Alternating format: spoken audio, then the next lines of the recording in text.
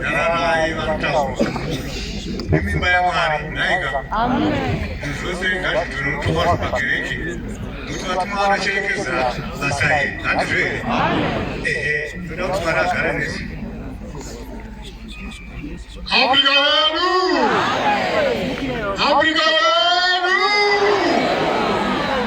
Tishabaranga miraro ya Mwari nekumi. Exodo 3 kubaba verse 1.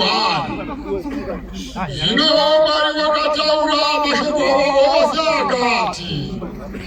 Ndini Jehova Mwari wako akabvisa nyika yeJibhita mimba yeuranda. Usava na Mwari kunze kwangu. Usazviitire mufananidzo wakavezwa. Kana uri mufananidzo wechinhu chiri kudenga kumusoro, kana wechiri panyika pasi, kana wechiri mumvura pasi penyika. Usapfugamira izvozvo kana kuzvishumira, nokuti Jehovha Mwari wako ndiri Mwari une godo. Ndinorova vana nekuda kwezvivi zvamadzibaba avo, kusvikira kurudzi rwechitano rwechina rwevanondivenga, ndichiitira nyasha vane zviuru zvamazara vanondida, vanochengeta mirayiro yavo. Usareva zita raJehovha Mwari wako pasina, nokuti Jehovha angarege kupa mhosva anoreva zita rake pasina. Rangarira zuva reSabata kuti urichengeterere tsvene. Ubate mazuva matanhatu uite mabasa ako ose.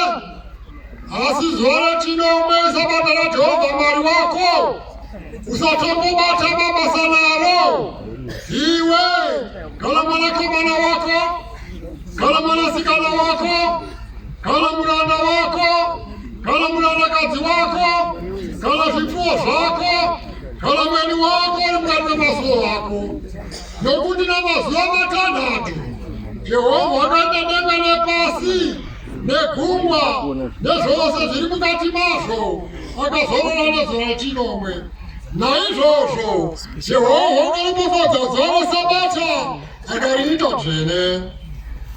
Kudza baba vako namai vako kuti mazuva ako ave mazhinji panyika yaunopiwa naJehovha Mwari wako. Usauraya, usaita upombwe, usaba, usapupurira ukakodhema,